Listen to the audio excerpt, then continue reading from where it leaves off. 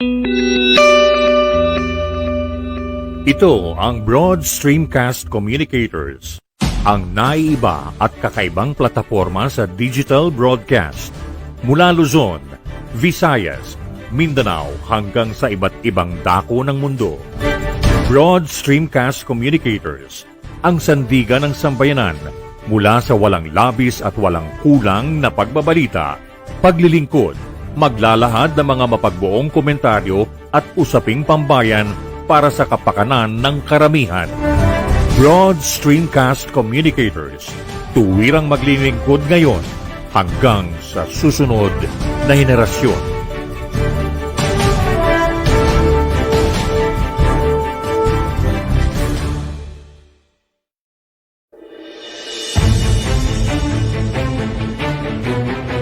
Repaso ni Ka Anton. Ito ang siyang magbibigay daan sa mga pangunahing balita at mga pangyayari sa loob at labas ng bansa. Repaso ni Ka Anton, maghahayag ng mga konkreto at mapagbuong opinyon para sa kaalaman ng taong bayan.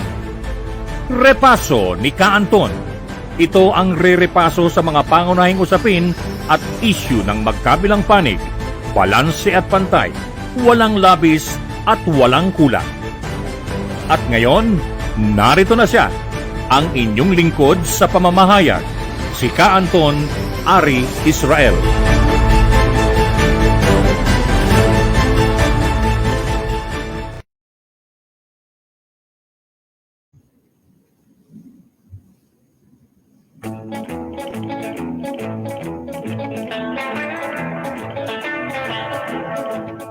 Kapuluang Pilipinas, magandang gabi, magandang hapon.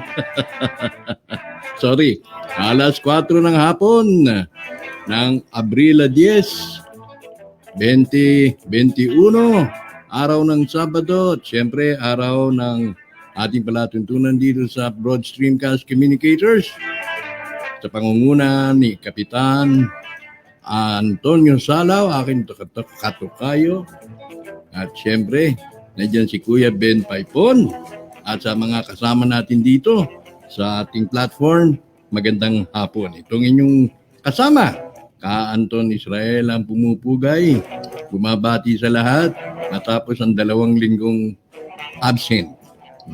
Siyempre last week, Sabado di Gloria. At nung nakarang Sabado pa, ako naman po ay nagpaalam kay Kapitan Antonio, kay Kapitan Tocayo, na ako hindi makakadalo, gawa nga ng ako naman po ay merong family affair na kinailangan ko pong umalis. At iwanan muna itong aking studio pansamantala. Gayunpaman, nagbabalik ang inyong lingkod para sa panibagong edisyon ng ating pagtuntunang Repaso ni Ka Anton. Siyempre, sa hapong ito, akin pong bibigyan daan yung aking refleksyon doon sa naging viral video ni Raffy Tulfo laban kay Duque at kay Domingo. Itong double D na to . Hindi kaya double D na yan double death. Double death. Nasaan ba yung sinasabi nilang flattening the curve? Mukhang wala no. Sabi, kaya doon nila ginagawa yan para ma-flatten yung curve. Last year yan, Kapag na-flatten na yung curve, ay mamamanage na nila more or less itong pattern ng COVID-19. Yung hinahasik na lagim itong COVID-19 ay more or less magiging manageable na kapag na-flatten na daw yung curve. Nasaan na ba yun? Kaya kailangan daw mag-wear ka ng mask, kailangan mag-social distancing para ma-flatten yung curve. Nasaan na ba yun, Duque? Nasaan na ba yun, Domingo? Sa halip naging controversial pa yung mga pagpapapasok, yung pag-aaproba ng mga therapeutic drugs. Kaya yan ang kinagalit ni Raffy Tulfo, ba't hindi kayo mag-resign? Paano ba naman? Yung magpaparesign, yung magpapasya, kung magre-resign o hindi, nawawala. Nawawala. Nawawala ka na naman, natutulog na naman yata eh. O baka may sakit. Ha?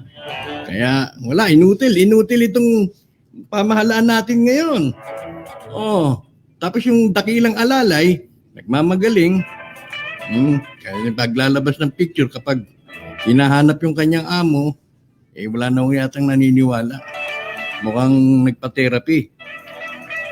Mukhang, ewan. Pero sa ganitong panahon, dapat kailangan ho talaga yung leadership. Leadership, hindi yung sabog-sabog. Kung yan ang departamento mo, bahala ka na dyan kung ano diskarte mo, hindi pwede ho yung ganun sana. Lalo tayong nadidisgrasya, kaya imbis na mapahupa, maging manageable or maintainable, yung dagsa ng mga pasyente, wala. Yung mga hindi na COVID, namamatay na lang dahil sa ibang komplikasyon, sa ibang sakit. Tapos palalabasing COVID. Kawawa ang Pinoy. Kawawa ho talaga. Ano bang magagawa natin?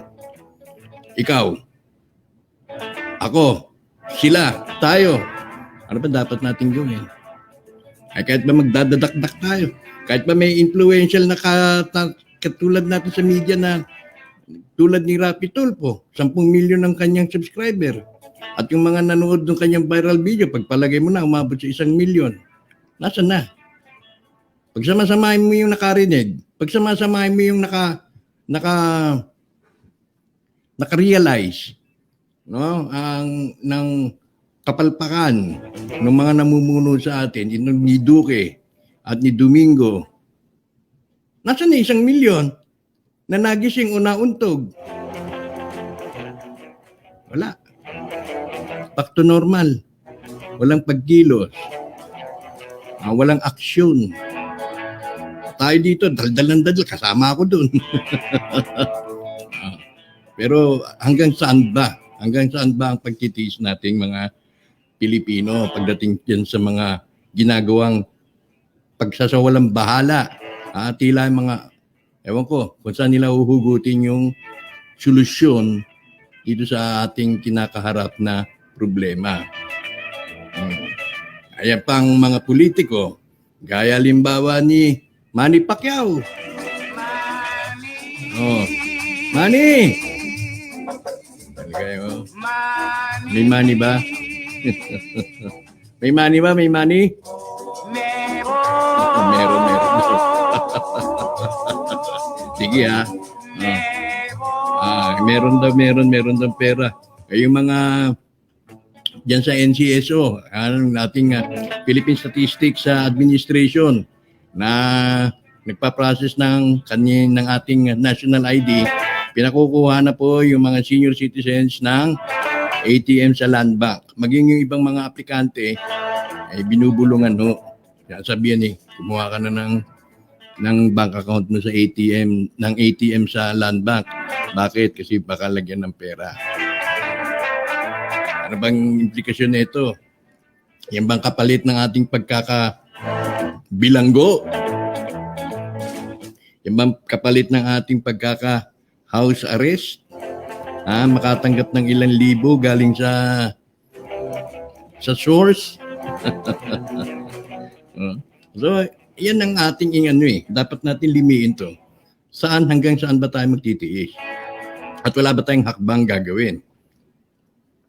Takpa tayo. Para ba nung panahon ng Hapon, nagtataka yung mga bihag ng Hapon. Sabi, may mga 2,000 tayo rito sa loob ng isang eskwelahan. 2,000. Samantala yung mga Hapon wala pang 50. Ba't di natin to lusubin? Ba't hindi natin to kuyugin? Tignan natin kung hanggang sa umabot yung mga 50 neta, may malagas man sa atin, dali rin yung 50 Hapon na yan at maagaw pa natin yung kanilang mga armas. Pero walang nagdahas.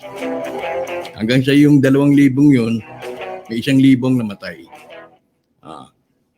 Bakit gano'n ang human nature, Yung bang, itong mga gumagawa nitong mga kabalista to mga kabal to Ano ibig sabihin yung kabal? Ginagamit yung salita sa pandaraya. Lahat yan, ito nangyayari, pandaraya. Gumagawa ho sila ng ilusyon. Gamit ang salita. Ano ba, sabihin nila na, ang tabako, kasi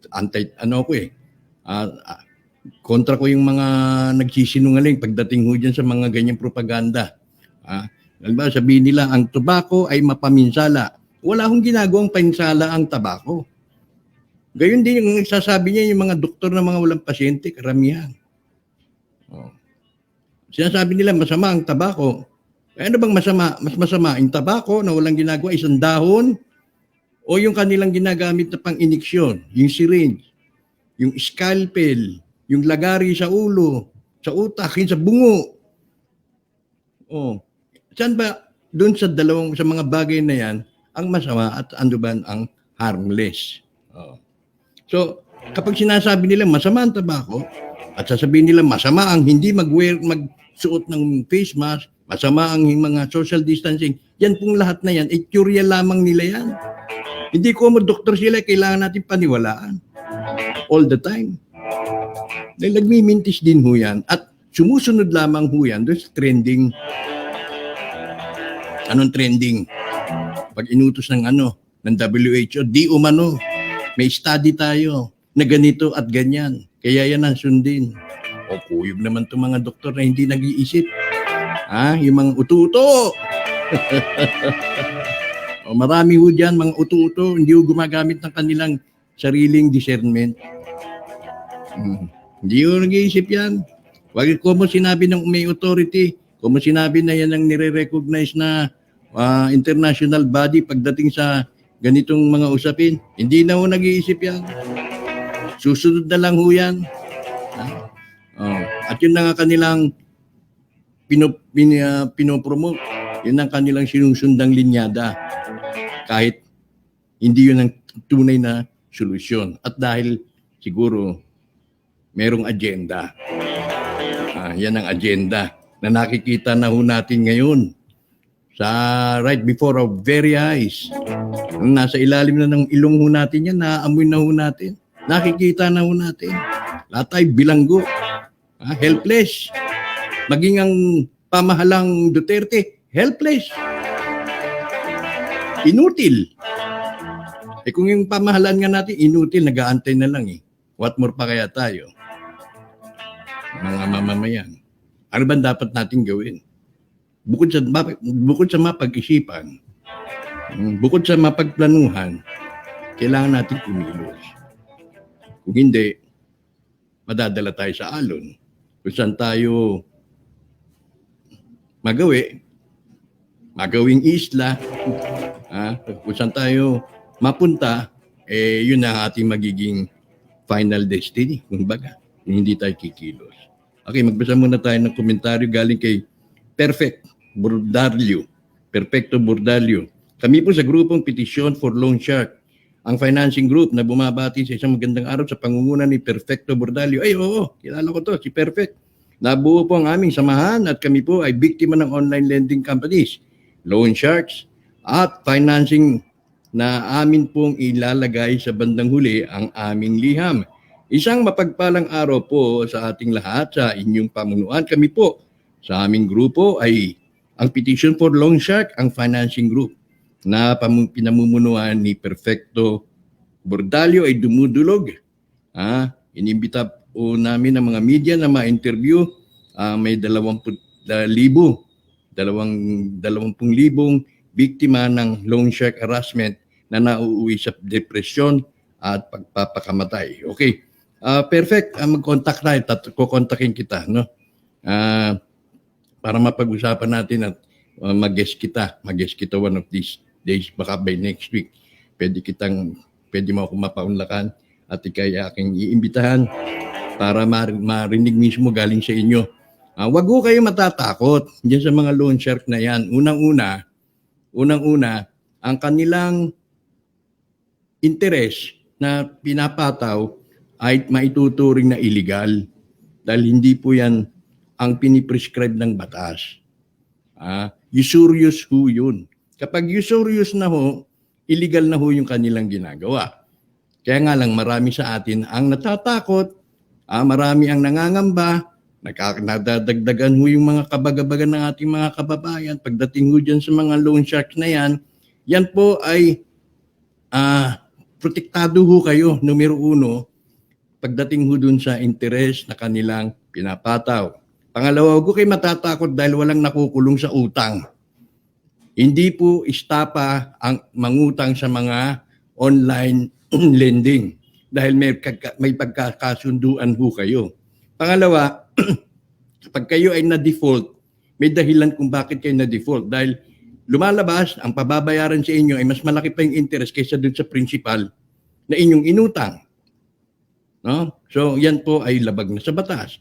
Pangatlo, kayo po ay protektado ng yung privacy law. May mga ganun na kapag pinadadalhan yung inyong mga kaibigan, kasi minsan out of haste, no? Nagmamadali ka kapag nagpasok ka ng iyong application, biglang magpa-pop up, allow mo ba itong aming apps to contact your clients or to access your contacts? Mapipilitan kang, yes.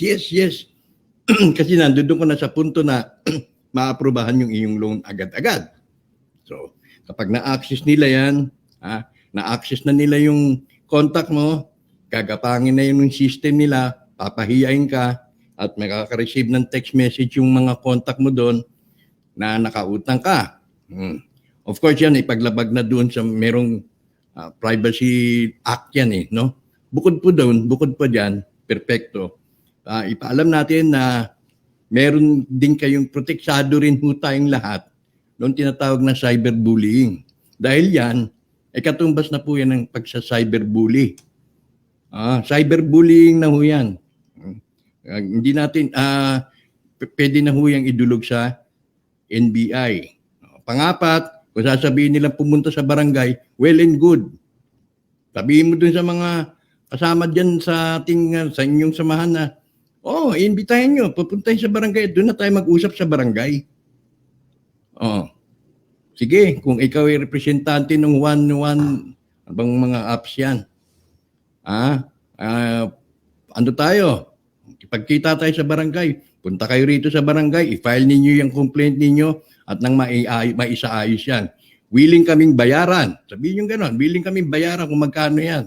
Pero ilagay lang natin sa ayos. Panglima o pang-anim, ito ay mga grupo ho yan ng mga incheck. Yan ay naniniwala ako na karamihan dyan, ay yan din yung mga operators ng Pogo. Although madumi ho maglaro yung mga yan. Madumi rin yung maglaro yan. Yung mga incheck na yan. Pero madali rin mahuli kung ang barangay ninyo hindi naman kadalasang nakakakita ng mga incheck na hindi taga-Pilipinas, hindi Chinoy na tulad ko, kundi yung mga incheck na galing sa China talaga mismo. Pero hindi nila mapupuntahan yung barangay ninyo kung liblib na o kung nasa probinsya na lalo na ngayon. Sa kabilang banda, malaki na rin talaga ang kanilang exposure. Kasi maraming hindi nakakabayad at hindi nagbabayad. Kasi walang maibabayad. Dahil sa sobrang taas ng interest. At yung mga kayang magbayad, kaya mataas ang binabayarang interest dahil ipinupuno yun doon sa mga hindi nakakabayad dito sa mga ganitong grupo. Panglima, ang kadalasan yan ng perang yan ay free money. Perfecto. Hindi masyadong masakit sa kanila. Yan ay mga laundered money. Laundered money yan na galing doon sa China. Mga miyembro ng Communist Party o mga ninakaw din ng mga opisyal o mga pera na sobra-sobra doon at dinadala kung saan-saan, nilalabhan yung pera tapos binabalik din sa China. Kabahagi yan ng mga Pogo operators na ginagamit yung mga kasino natin para labhan yung pera. Yung maduduming pera nilalabhan gamit ang kasino. Kasama ho yung grupo na yan. Ito mga naglalag ng mga loan shark na do. Kaya hindi malaking problema. Hindi problema sa kanila kung mawala yung perang yan. Kasi unang-una, maduming pera yan. So, kung tayo ay magkaroon lamang tayo ng sapat na impormasyon na magtuturot, magsasabi sa kanila, ng ganiyan at huwag nilang pangambahan. Manapay, utangan pa natin. Utangan natin at huwag bayaran. O sasabihin na, pupuntahan namin kayo sa barangay ninyo dyan sa Butuan. O di pumunta kayo. O, mas maigi nga i-settle ang problema. I-settle ang problema gamit ang sistema na pagpunta sa barangay at doon tayo mag-usap. Tignan nyo, hintayin na lang natin. Sa kanila ngayon ng burden, wala sa inyo. Pagka binuli-buli pa kayo, huwag kayo magkatubiling pumunta sa PNP, i-report ninyo, ipablatter ninyo na kayo binuli ng lending company na yan. Kaya, yung yung kaibigan kong isa, PPM nga ho sa akin, sabi, Anton, naguguluhan na ho ako, nalilito na ako. Kako, huwag ka matakot. Nasa ka ba? Nasa nasa Samar. Naku, okay na yan. Hindi mo lang gagalaw sa'yo dyan. Kaya mo puntahan nila sa Samar. Di ba? Ay maraming salamat, Perfecto. Mag-uusap tayo. Nandito na sa akin yung iyong CP number. Dami na complaint sa SEC, walang nangyayari, may something. Hindi lamang sa SEC ang mag-complain. Doon kayo sa NBI mag-complain dahil nilabag ang cyberbullying law. Saka meron pang task, yan doon sa, nakalimutan ko yung, doon sa Freedom of Information, something like that. Doon sa Information Act, meron din silang may paglabag din yung mga yan dahil ginagamit, nililik yung inyong impormasyon doon sa ibang tao. Kaya, kayo matakot yan. Madali naman nung i-deny yan. Sasabihin, papahiyain ka namin, ganito, ganyan, ganun. So be it. Diba? So be it. Sabihin, papahiyain, hindi ka nagbayad ng utang. Sino magbabayad ng utang kung malaki pa yung interest kaysa dun sa principal? Kung nababaliw? Ay, ba't ka nang utang? Hindi ko alam eh. Nung advertisement nila, sinasabi dun sa advertisement nila, mababa lang ang interest. Nung kinagat ko yung offer, nandun, tumambad sa akin na ganun pala kalaki yung aking interest na babayaran. Hindi ba't panloloko yun? Maunawaan naman ninyo. Kung ako'y nangutang, masama bang mangutang? Kung ako'y nangangailangan, masama bang magipit? Kasalanan ba? Krimen ba? Ang mga magipit ako at mangailangan ng pera? Hindi krimen. Hindi krimen. At marangal na ginawa ko yun. Sa araw sa oras ng kagipitan ay ako'y nangutang. Lamang, paano ko mababayaran yan? So, kapag kayo'y dumantong na yung proseso sa pambubuli, ayan, umaksyon na, puntahan na dyan sa NBI. Pero kailangan marami ho kayo. Marami kayo perfecto. Siguro, mga 20 sapat na yan para simulan ang petisyon. Na kayo'y nabuli, binuli ng kumpanyang yan, preferably 20 kayo sa isang laban sa isang kumpanya. At 20 laban din doon sa kabilang kumpanya dahil marami yan eh. Pero sila-sila lang din ang operator. Diba? Sila-sila lang din ang operator. At isa pa, pwedeng pausisa sa SEC kung sino ba nagmamay-ari. Mauusisa yan kung sino rin ang kanino galing yung pera na kanilang pinauutang. Maraming maharapin kaso yan na mananahimik na lang sila dahil mas malaki yung burden na maaring ibato sa mga walang hiyang yan kaysa dun sa individual na inyong dinararasa ngayon. Okay? Sige. Thank you. Perfecto. Mag-uusap tayo. Tatawag ako sa iyo. Jenny Soldevilla. Good evening sa iyo, Jenny. Bright. Okay. Yan, National Privacy Commission. Correct. Nalapitan nyo na ba? Perfect. Yung National Privacy Commission. Okay. May nakukulong po ba talaga sa small claims na utang? Walang nakukulong dyan, Lester. Walang nakukulong kahit malaki pa ang utang mo. Sabihin mong, nangutang ako sa bangko ng 10 milyon at iniabot ng bangko sa akin ng bank manager. Nakuha ko na yung loan. Pero wala na ho akong maibayad. Kukulong ka ba nun? Hindi. Walang nakukulong sa utang na kapag ipinagkaloob sa'yo dahil nagkaroon kayo ng kasunduan, nakukulong lang yan kapag nag-issue ka ng cheque na ang na nag-issue ka ng cheque na tumalbog. Hindi ka ikinulong dahil nangutang ka at nag-issue ka ng hindi ka ikukulong dahil sa utang mo. Kundi ikukulong ka dahil nag-issue ka ng checking, walang pondo. Maliwanag. Mayroon tinatawag na BP22, Batas Pambansa 22. Doon ka makukulong kapag nag-issue ka ng checking, walang laman, tumalbog. Pero kung dahil sa nangutang ka, na may kasunduan kayo, walang makukulong ho doon. Walang nakukulong. Nadidimanda pwede dahil kailangang iharap sa korte yung kanilang claims laban sa inyo. Pero yung sasabing antimano makukulong ka, walang ganon. Lalo na napakalit na bagay yan para ikulong kayo. Libo-libo po kami, may grupo na po kami. Yes, kasama ako dyan. Ano ako din sa grupo ninyo one time. Kasama ako, gusto kong ma-update, no? Dahil nakarating nga sa akin yung reklamo na yan. At pinapasok nga rin ako nung pinapasok nga rin yata ako nung espiya. Maraming espiya yan eh. Itong mga lending company na yan, may mga Pilipino, ginagamit nila, nag-i-espiya sa grupo nyo, nag-i-espiya sa akin, tinitingnan kung papalo pa ba ako, kung mga ganon. Kaya pag-usapan natin yan, perfect. Tatawag ako sa iyo after the show. Okay, sige. Kaya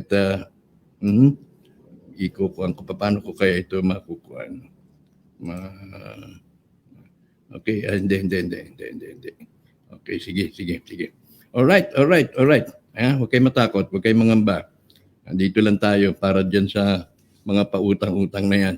Yung iba naman sinumbong mo, hindi nagsasalita, hindi aaksyonan, baka nalagyan. Baka nalalagyan. Kailangan talaga dito hindi yung nalalagyan, ha? Kasi may kalaban natin dito, may mga pera Lalo na yung mga inchik na yan, may hilig siya lagay-lagay Kaya, hindi dapat ang kakampi natin dito yung talagang hindi natitinag. Okay? Sige, perfect. Tatawag ako sa iyo. And, samantala, tayo po muna ay mag-break at sa ating pagbabalik ay ating pagtutuloy yung ating tinatalakay dito sa ating programang Repaso ni Ka Anton. Ito ang Broad Streamcast Communicators, ang naiiba at kakaibang plataporma sa digital broadcast mula Luzon, Visayas, Mindanao hanggang sa iba't ibang dako ng mundo. Broad Streamcast Communicators, ang sandigan ng sambayanan mula sa walang labis at walang kulang na pagbabalita, paglilingkod, maglalahad ng mga mapagbuong komentaryo at usaping pambayan para sa kapakanan ng karamihan. Broad Streamcast Communicators, tuwirang maglilingkod ngayon hanggang sa susunod na henerasyon.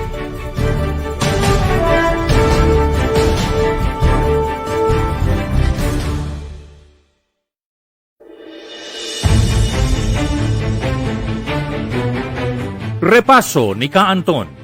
Ito ang siyang magbibigay daan sa mga pangunahing balita at mga pangyayari sa loob at labas ng bansa.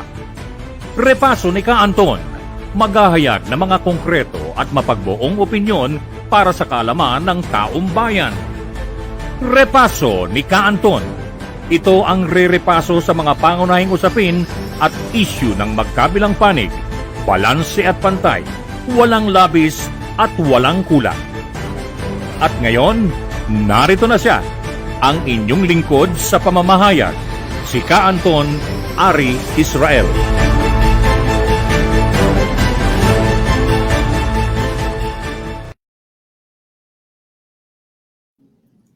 Alright. Sa ating pagpapatuloy. Okay. Tayo. Sige. At may nakukulong. Ay, walang nakukulong. Walang nakukulong, Lester. Hayaan mo sila magdemanda. Hayaan mo sila magdemanda. Dahil mabuti nga yan para magkaroon ng paliwanagan. Madinig yung kanilang posisyon at marinig din yung inyong posisyon. Matatakot to yun. Sa korte pa lang di na yun papakita. Takot na ho yan. Okay. Sige, dito sa ating pinag-uusapan, tungkol niya kay, dun sa paggagalit, ano ba yan? Ang paggalitan ni Rapi Tulfo, si Duque at si Domingo. Na tila talagang kapalmoks. Pinagre-resign na. At marami ang sumusuporta si IDEA na Domingo, Duque, mag-resign na kayo pag umpugin ng inyong mga kukote. Pero nandiyan pa rin. At nag-i-enjoy. Tila nag-i-enjoy sa kanilang poder, nag-i-enjoy sa kanilang kapangyarihan na kanila lamang hiniram. Hiram na kapangyarihan lang yan. Gusto niyo dahil sikat kayo. Gusto niyo yung ginagawa ninyo dahil lagi kayo napag-uusapan. Wala naman kayo ibang ginawa kundi magbilang lang ng numero. Bibilangan ninyo ng numero yung kung ilan na yung ilan na yung ganito. To the point na yung mismong talagang mga may comorbidity, yung may mga sakit na kailangang malapatan ng lunas, wala nang lugar. Wala nang pwesto sa ospital. Nung wala pang bakuna, nung wala pang sinasabi na social distancing, kung ano-ano, may lugar pa sa ospital. Kaya nga tayo nag-lockdown pa para hindi ma-overwhelm. Paano nangyari to? Tapos may sasabihin pa kayo, patutunugin nyo na may comorbidity, may mga various strains, may mga ano-ano. Pananakot ninyo. Natakot ninyo yung taong bayan. Nung sinabi ng IATAP na okay, medyo magluwag na tayo at na mukhang na-contain na, stable na at parating na yung bakuna, luwagan natin. Malingaw-ngaw na mayroong mga strains, may mga variants na kinakatakutan. Yung galing sa South Africa, kung ano-ano. Mukhang hindi kinagat ng publiko. Ito na naman ngayon. Kinagat na yan, wala nang magawa yung publiko. Tuwan-tuwa na naman kayo. Dahil na naghahasik kayo sa inyong paghahasik ng takot. Ano nangyari kay Claire de la Fuente? Yun ang masakit. Si Claire de la Fuente, may salapiho yan. Kahit sa ospital, na gusto niyang pasukin, kayang-kaya niya magbayad. Hindi problema ang pera kay Claire de la Fuente. Pero dito sa pangyayaring ito, sinubo ko ang kapangyarihan ng kwarta.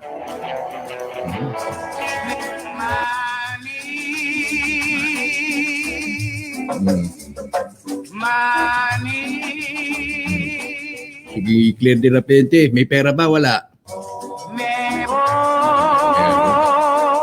Meron. Pero may nangyari ba? Wala. Dito sinusubok. May pera ka man, may utang ka man, wala ka mang utang, pare-pareho na tayo, equal footing na ho tayo. Yung mga mahihirap natin, mayaman natin, pare-pareho na lang, mag-antay kayo dyan. Dahil sa kagagawa na itong COVID na to, sa pananakot ng WHO, sangkot ang mga taga-DOH. Ano nangyari? Dumadating tayo sa isang episode, yung yugto ng ating existence bilang mga mamamayan ng daigdig o mamamayan. At nakikita na natin sa ilalim ng ating mga ilong o naaamoy na natin sa ilalim ng ating mga ilong. Sa ating mga sa gilid ng ating mga tapaoho, kaya lang nakatapaoho tayo, parang kabayo na. Hindi natin nakikita talaga kung alin ang mga nangyayari yun sa eksenang yan. Pero nararamdaman na po natin na tayo ay papasailalim sa panibagong default system. Ano po yung default system? Kalakaran, patakaran. Na kung saan ay tayo ay namamanipula. Manipulated society ang mangyayari ho sa atin. Ngayon pa lang Ngayon pa lang, very evident. It's getting obvious by the day na tayo ay manipulated na. Fully manipulated, lalo na ang mga Pilipino. Very complacent. Siyempre, nandiyan na rin yung pinag-aaralan ho yan ng mga technocrats eh. Ay mga tinatawag na brain, mga tagapag-isip kung paano i-execute yung strategy. Yung mga technocrats, pinag-aaralan ho nila yan kung paano, base dun sa ating cultural beliefs, sa ating pananampalataya, paniniwala, belief system natin, at anong klase tayo mga tao, mga Pilipino, mga utu-utu yan. Madaling mapaniwala yan dahil mga Katoliko yan. Madaling mauto yan. Hindi matitigas ang ulo niyan. Mga ganon. May mga ganong Kaya alam na nila yung profile ng ating mga mamamayan. At kung paano tayo pasusunurin, paano tayo paluluhurin. Gamay na nila yan. Gamay na ng mga naghahasik ng lagim. Naghahasik ng takot dito sa ating lipunan. Alam na nila yan. Paano pa susunurin? Paano pa susunurin si Ka-Anton? Kaya tayo, pag sinabi ni Duque, magsuot kayo ng face mask, doblehin nyo pa. Kaya nung sabi ng isang iusik. Kung ano-ano pang mga pakana. Walang namang visa. Ngayon, na-overwhelm na ang occupancy ng mga ospital. Very soon, magkukulaps na yan.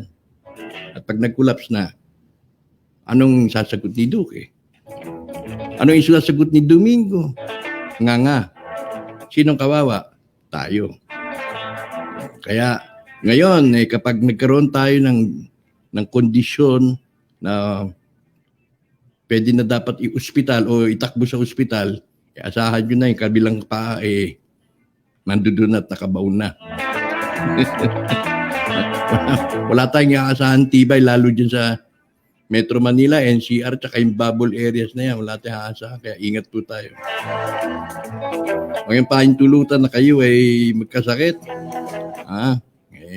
Siguro kapag dumating na yung punto na wala na tayong tatakbuhan, takbo na lang tayo sa herbularyo. Nasaan na ba yung natural healing na center dyan sa Tarlac? Ano ba ginawa ng mga DOH? Kinuyugo nila yon. Ng FDA, kinuyugo yata nila yon. Kasama yata FDA doon. Sa pagpapasara ng facility na yung natural healing na yon. Nasaan na ba yung mga herbal? Pinasara din nila. Huwag na raw maniwala. Yung pagsisiga, every 4 o'clock, pinahinto ho yun. Kasi masama daw yung usok. Ano pumalit? Di lamok. Ano dinala ng lamok? Dengue. Anong pinangkontra sa dengue? Dingbak siya. Usok lang ho kapalit. Usok lang ho katapat. Ngayon pati yung tuob, sabi ni Garcia, yun lang ang pangontra. Yung kapangontra ng mga mahihirap. Kinokontra naman ng mga FDA, kinokontra ng DOH dahil hindi raw yun unscientific daw yun. Ano ba scientific sa inyo, DOH? Ang ilagay kami sa mas kalunos-lunos na kalagayan. Kung tama kayo, DOH, hindi sana mag-overflow ngayon ng pasyente sa mga facilities diyan sa Metro Manila. Kaya nagagalit sa inyo si Tulfo Tapos nandiyan pa rin kayo. Hindi kayo makapag-offer ng paliwanag. Ang yayabang niyo. Ano pa yung maraming taga-DOH ang positive Marami Marami dyan sa DOH ngayon ang positive. Mga doktor mismo nagpa-positive. Kanya-kanya silang takbo. Kanya-kanya silang pwestuhan kung saan sila magpapakonfine. Ano ang nangyayari ngayon? Katotohanan. Tayo na yon. Para tayong nasa digmaan, nasa World War III, fighting an invisible enemy. Hindi natin alam kung talaga bang totoo ito. Nagsasabing totoo naman daw. Oh. Na-COVID siya. Totoo naman daw. Pero yung mga namamatay, So, yan. Yan ay mga realidad. Yan ang mga realidad na atin pong kakaharapin. Kaya tayo ay magkapit-bisig ho. Magkapit-bisig tayo muna in the meantime. Habang wala pa tayong nakikitang kasagutan sa mga bagay na ating nakikita ngayon, nararamdaman. Hang on lang. Okay, so, pagka ganitong sitwasyon, wala ho ibang makakatulong sa ating kundi magkaroon tayo ng kapayapaan sa pag-iisip. Wag na natin hayaang ma-overwhelm tayo ng pagka-aburido. Aburido tayo. Wala na kaming kakainin. Huwag ko kayo maniwala. Huwag ko kayo maniwala na wala kayong kakainin. Meron ho. Magutom man kayo 1 araw, 2 araw, sa ika-3 araw, pustahan tayo. Hindi kayo may magpapakain sa inyo dito sa Pilipinas.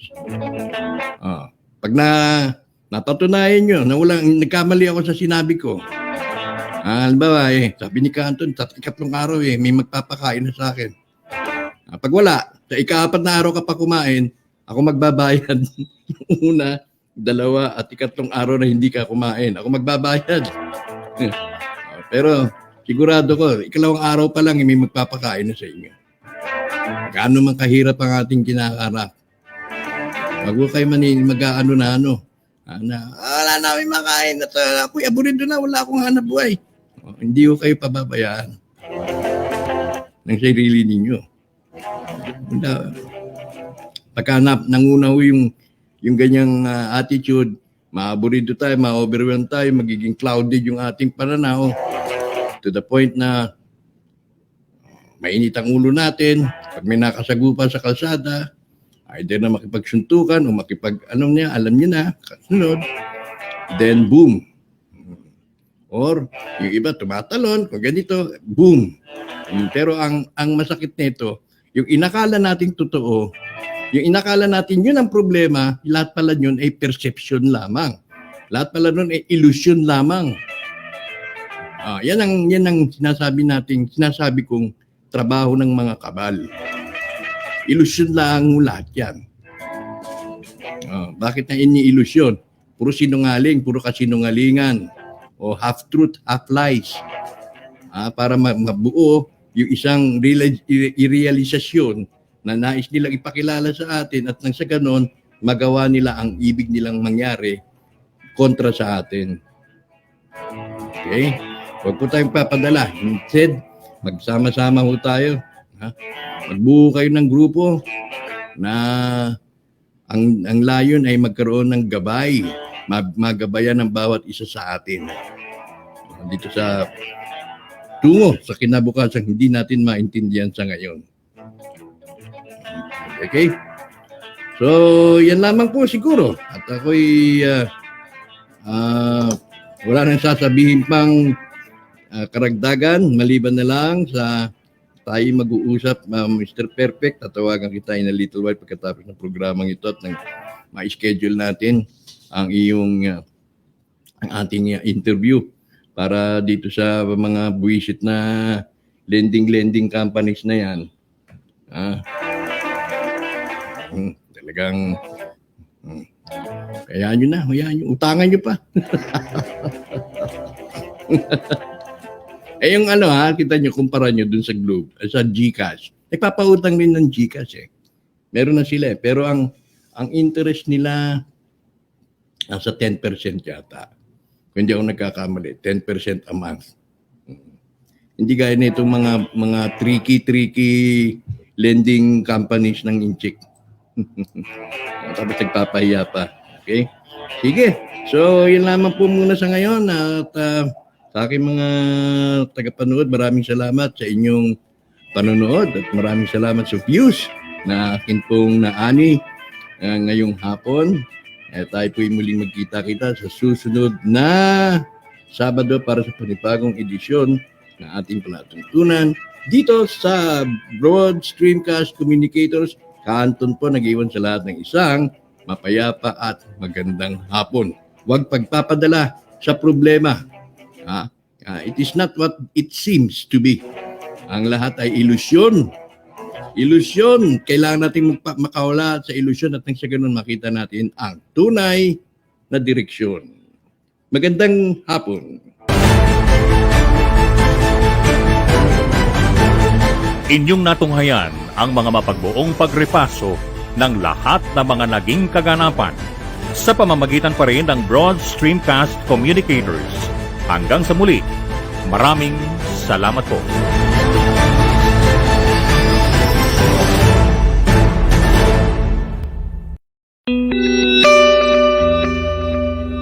Ito ang Broad Streamcast Communicators, ang naiiba at kakaibang plataporma sa digital broadcast mula Luzon, Visayas, Mindanao hanggang sa iba't ibang dako ng mundo.